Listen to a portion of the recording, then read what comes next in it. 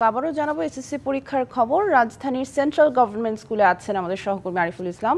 বিস্তারিত জানাতে সরাসরি যুক্ত হচ্ছি তার সাথে।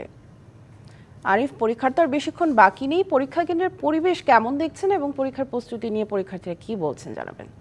দেখুন, একটি বিষয় জানিয়ে রাখি সামিয়া, যে সারা দেশে একযোগে কিন্তু এই এসএসসি এবং কি সমমানের পরীক্ষা শুরু হচ্ছে ঠিক আর কিছুক্ষণ বাদেই।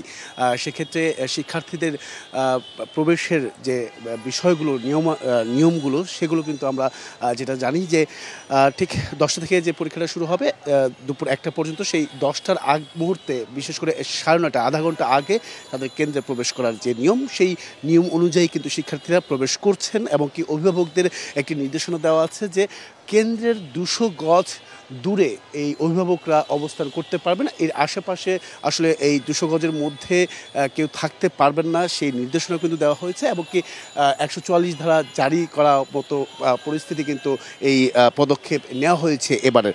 শাইনি চুলে এখন হবে সব হেয়ারস্টাইল। সিল্কোর দ্বিগুণ শাইনি চুল প্রতিদিন।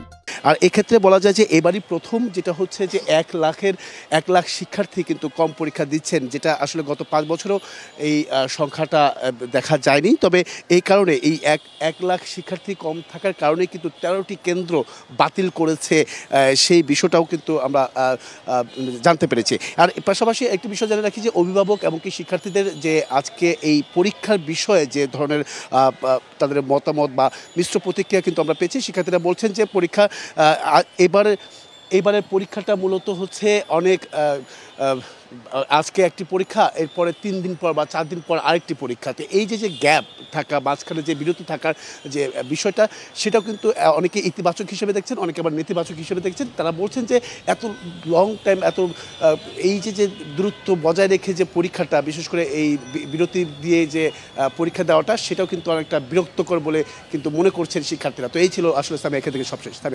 আরিফ, ধন্যবাদ আমাদের সাথে যুক্ত হবার জন্য।